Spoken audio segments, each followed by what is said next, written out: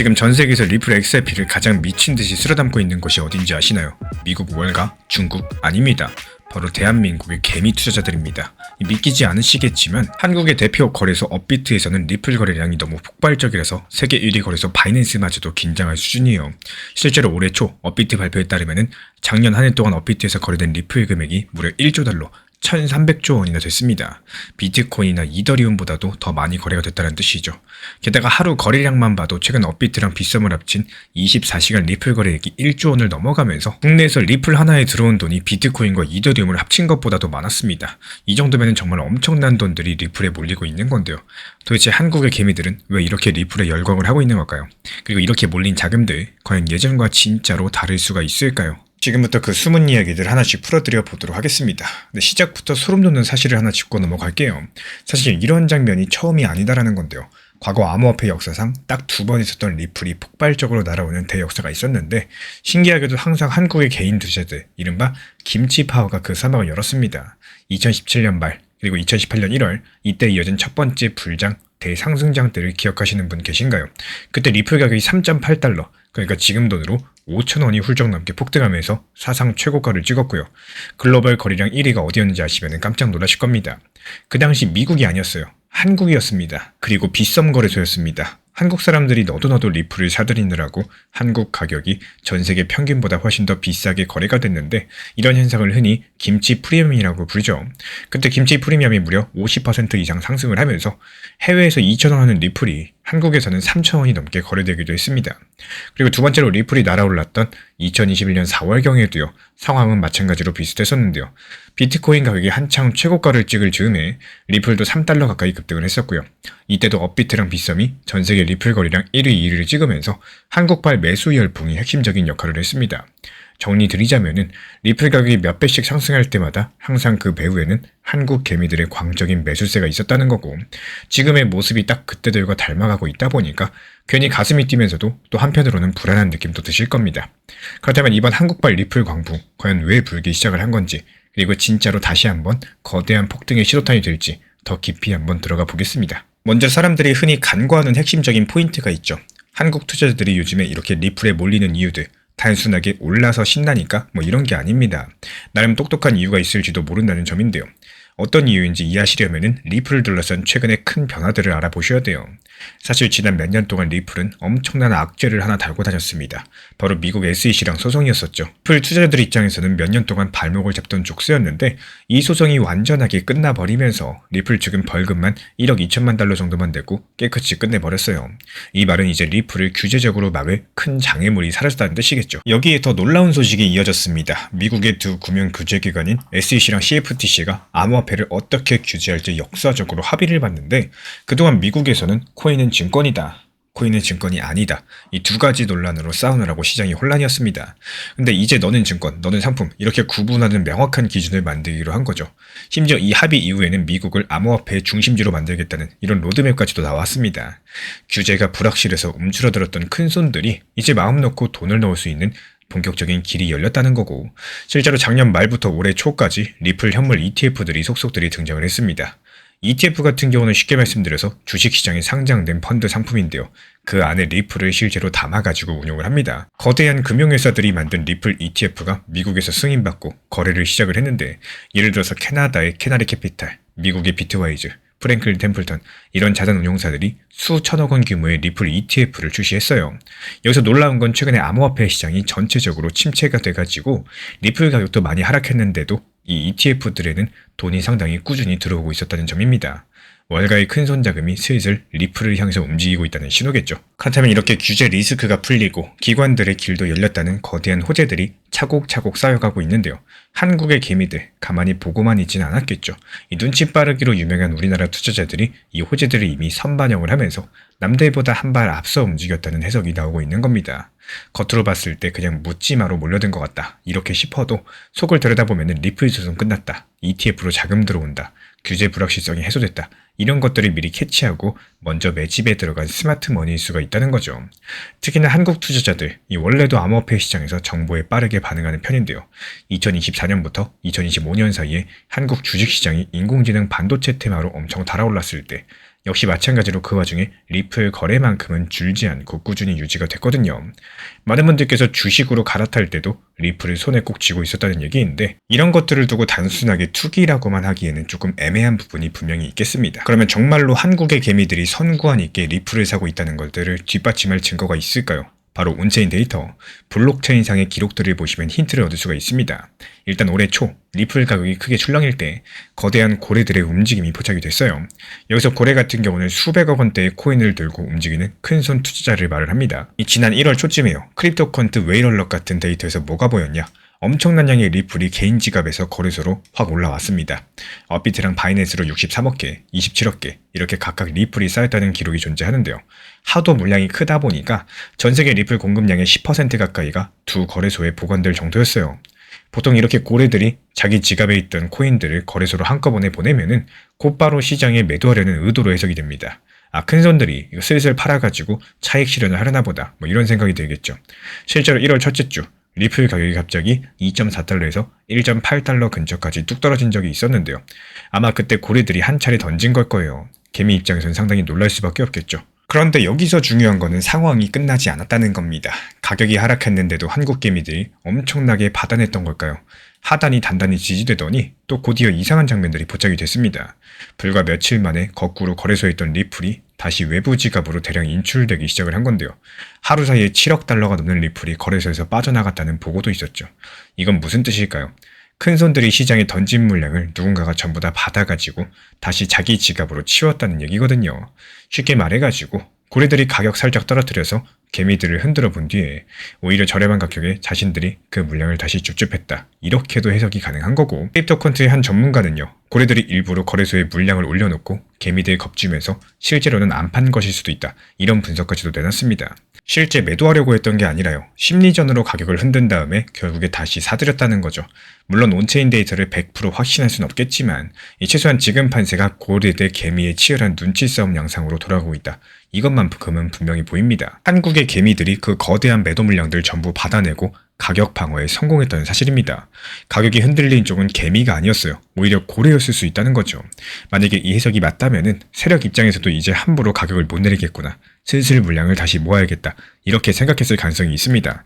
전체적으로 봤을 때 한국발 매수세가 워낙에 강력하다 보니까 고래들도 버티나 못해서 다시 편승하려는 이런 움직임으로 비춰진 거고, 여기서부터 뭔가 심상치 않다고 느껴지실 겁니다. 근데 여기서 더 흥미로운 부분으로 가볼까요?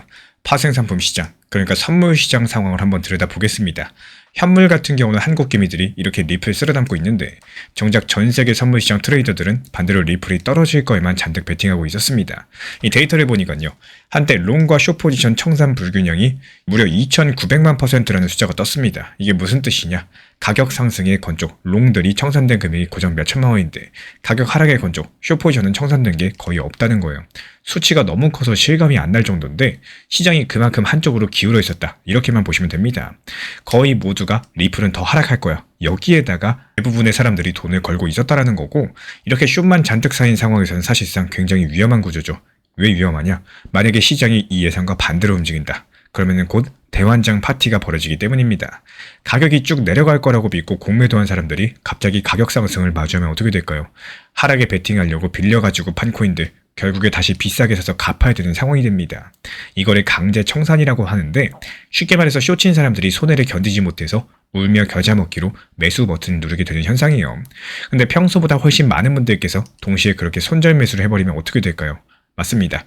눈덩이처럼 연쇄작용이 일어나게 될 거고, 가격이 조금 오르면서 작은 숏이 터지고, 또 그걸 사느라고 더 오르고, 또 그 위에서 버티는 숏이 또 터지고, 또다시 그걸 사느라고 더 오르고, 이렇게 악순환이 반복되면서 순식간에 가격이 수직으로 폭등해버리는 이런 폭발이 일어날 수가 있습니다. 이게 바로 요즘 뉴스에서 자주 보이는 숏스퀴즈 현상인데요. 실제로 얼마 전에 비트코인도 전쟁 우려가 누그러지는 틈을 타서 갑자기 급등을 하면서 하루 만에 약 2억 달러, 2,600억 정도의 공매도 세력이 털려나간 사례가 있었습니다. 리플이 현재 차트상 1.3달러 부분을 단단히 지켰고 슬금슬금 상승하고 있죠. 선물 시장의 공매도 세력 입장에서는 이거 더 떨어져야 되는데 왜 안 떨어지나 점점 불안해지는 구간입니다. 만약에 앞으로 리플 가격이 2달러 중반대, 정확히는 2.3달러 선을 강력하게 뚫고 올라간다. 그렇게 되면 코인글래스 청산 데이터상으로 숏포지션들의 지뢰밭이 기다리다라고 합니다. 한마디로 임계점이 있다라는 거예요. 지금 한국발 현물 매수세가 이 임계점까지 가격을 끌어올려준다. 그럼 그때는 우리도 모르는 사이에 쇼 세력들이 줄줄이 폭탄 맞을 거고요. 가격이 순식간에 솟구치는 이런 상황을 목격할지도 모르겠습니다. 정말 상상만 해도 짜릿하지 않으신가요? 동시에 진짜 그렇게 될까? 이런 생각도 드시겠죠. 지금 바로 그 부분입니다. 과연 정말로 그렇게 될까요? 사실 이렇게 이야기하면 너무 장밋빛 미래만 그리는 것 같아서 걱정된다 하시는 분들이 있을 겁니다. 맞아요.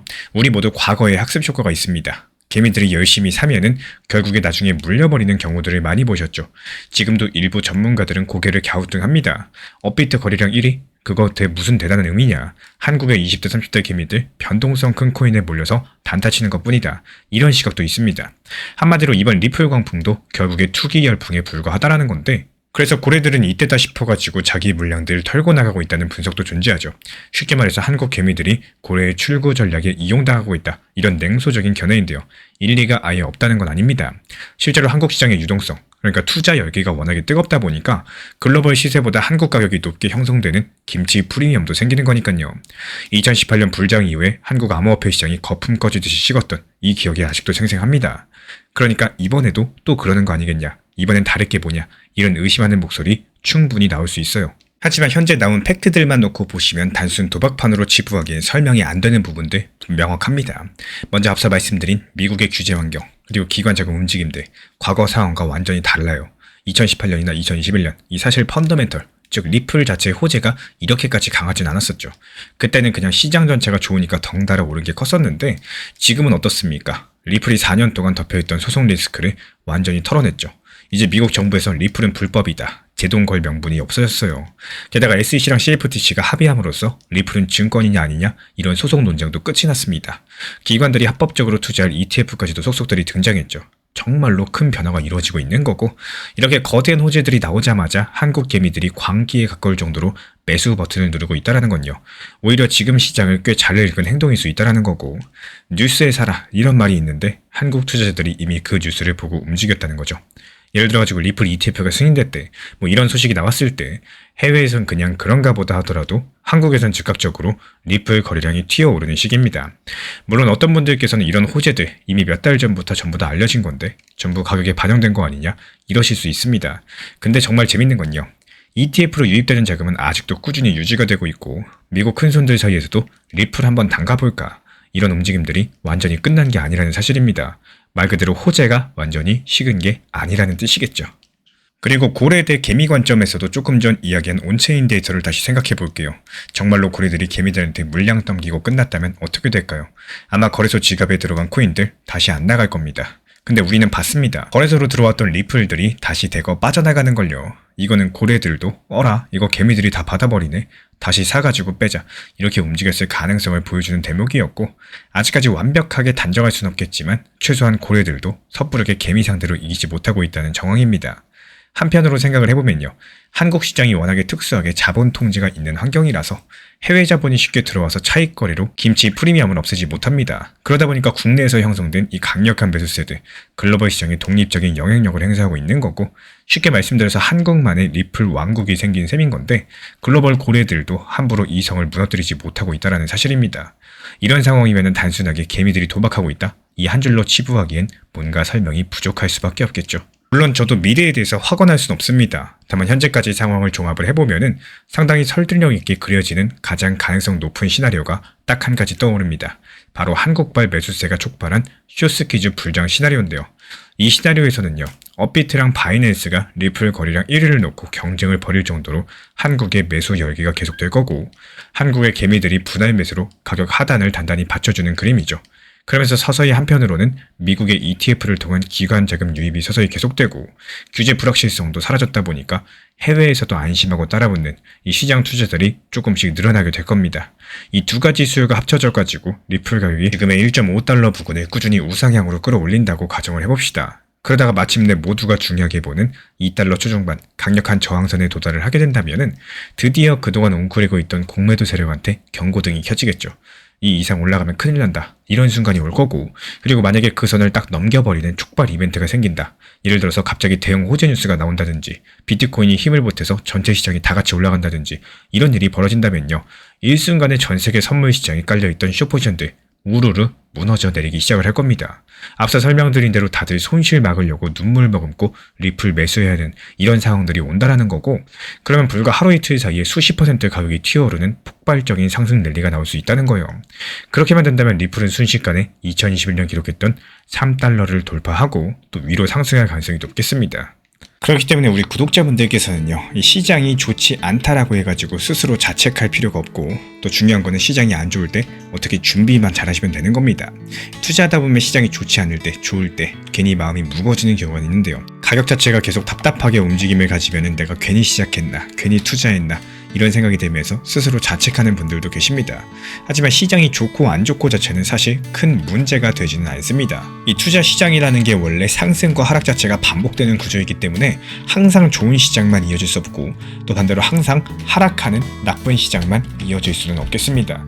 오히려 중요한 건요, 내가 얼마나 잘 준비를 해놓고 있었답니다.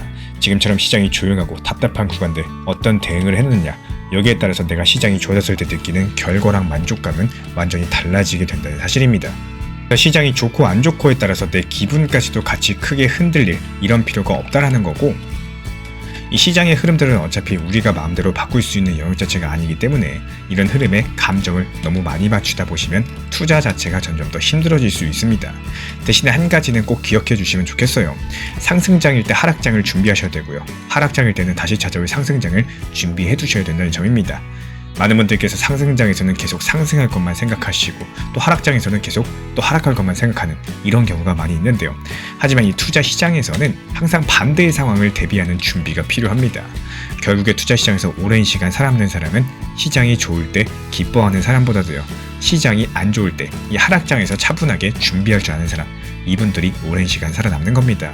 그래서 지금의 시간들 단순하게 힘든 시간 정도가 아니라 다음 시장을 준비하는 과정이다, 이렇게 생각을 해주시면 정말 좋겠습니다. 최근에 시장이 너무 답답하다 보니까 정보방 입장에 대해서 문의 주시는 분들께서 많아지셨어요. 먼저 제일 중요하지만요, 제가 안내드리는 모든 정보방은 업비트, 빗썸, 현물 매매로서만 안내 도움드리고 있습니다. 지금 화면에 보이시는 번호나 혹은 댓글 링크에 있는 신청란을 통해서 신청 주시면은 안내를 도움드리고 있고요. 이 세 가지 방 중에 필요로 하신 방을 체크해서 신청 주시면은 필요로 하신 방에 맞춰가지고 입장 안내드리고 있습니다. 먼저 리플 전용방 같은 경우에 리플에 대한 중요 이슈, 그리고 리플에 대한 단기 저점과 단기 고점, 중장기적으로 보는 중요 타점 같은 핵심 내용에 대해서 안내드리고 있기 때문에 영상 시청해주시는 우리 구독자분들께서 리플이라는 코인이 장기적으로 좋다라는 건 알고는 있지만 현재 같은 시장에서는 많은 답답함을 느끼시는 분들께서 정말로 많이 계실 거라고 생각을 합니다. 이 적당한 일부 비중은 단기 고점과 저점을 살려서 효율적인 대응을 만들어 가시고, 또 오히려 중장기적으로 더 잘 가져가기 위한 효율적인 매매하시는 것들을 추천드려요. 그리고 두 번째로 종합 브리핑방입니다. 장기적으로 보기에 좋은 코인들과 현재 시장 흐름에 대한 중요 시장 이슈들, 브리핑 내용이나 리플에 대한 방향성, 락업 해제 일정과 여기에 따른 움직임들에 대해서 안내드리는 종합적인 방이다, 이렇게 생각해 주시면 되겠습니다. 그리고 마지막으로 단기 종합방 같은 경우는 말 그대로 단기 종목들에 대한 타점을 안내드리고 있는 방입니다. 이 단기 종목은 말 그대로 단기 종목답게 접근을 하셔야 되는데, 욕심으로 인해서 타점을 너무 높게 잡아가지고 수익 실현을 못하거나 아니면 눈치 보기 매매를 하다가 이렇게 수익 실현의 기회를 놓치셨던 기억이 있으신 분들, 지금 시장에서 정말 많은 상황인데요. 항상 비중 조절이 중요하고요, 매수와 동시에 목표 타점을 걸어 놓으면서 현실적으로 봤을 때 내 것으로 만들어서 마침표까지 잘 찍는 게 단기 매매의 핵심이다 생각을 해요. 단 여기서 중요한 거, 아무리 내가 좋아하고 시기가 좋고 스스로 괜찮다고 판단하셔도 몰빵 매매는 정말 위험하기 때문에 매번 말씀드리는 비중 조절 원칙 매매로 접근하시는 게 가장 중요합니다. 끝으로 항상 말씀드리고 있지만요, 저는 업비트, 빗썸, 현물 매매에 대해서만 안내를 도움드리고 있기 때문에 절대로 해외거래소, 선물 매매에 대한 고위험 리스크 매매에 대해서는 언급조차 드리지 않고 있습니다. 무조건적으로 업비트, 빗썸, 이렇게 현물 매매로 필요하신 분들께서만 입장 신청 주시면은 안내 도움 드리도록 하겠습니다. 이 빠르게 가는 것보다 중요한 건요, 꾸준하고 길게 가는 게 더 중요한 투자 시장이다, 이렇게 생각을 해요. 건강한 비중 조절 원칙 매매 활용하시기를 늘 응원드리겠습니다. 이 리플 XRP의 매수 매도 타점은 순간의 판단이 전부예요. 그래서 우리 신사 채널에서는 시장의 숨결 하나하나까지 놓치지 않고자 모든 흐름들 실시간으로 모니터링 중에 있습니다. 이 단기 반등 구간이 열리는 순간 그 찰나의 기회 타점을 우리 구독자분들께 바로바로 전달드리기 위해서인데요. 우리 신사 채널을 이미 구독해주신 분들 중에서 실시간 커뮤니티방 참여를 원하신다면 지금 보이시는 번호로 문자 남겨주시면 되겠습니다. 이 혼자서 불안하게 바라보는 시장이 아니라요, 함께 흐름을 읽고 움직이는 경험들을 선사해 드리도록 하겠습니다. 제가 안내해드리고 있는 코인 신사 채널 멤버십 전용방에 대해서 짧게 설명드려 보도록 하겠습니다. 리플, 암호화폐 시장에 대한 중요한 이슈, 그리고 브리핑이나 시장의 흐름에 대한 전문적인 분석 내용 설명과 함께 차트상의 기술적 분석, 온체인 지표와 투자 심리에 대한 내용들을 같이 안내 드리고 있고, 가장 중요한 투자 심리를 컨트롤하기 위해서 포트폴리오의 구성에 대한 노하우, 투자 심리 컨트롤에 대한 내용도 같이 안내 드리고 있습니다. 코인 신사 스터디 멤버십 가입하신 분들께서는 아래 번호 혹은 신청 링크 통해서 남겨주시면 제가 연락드리고 있고, 안내 설명과 함께 신사 채널 리플 전용 멤버십 방에도 입장 안내 설명드리고 있습니다.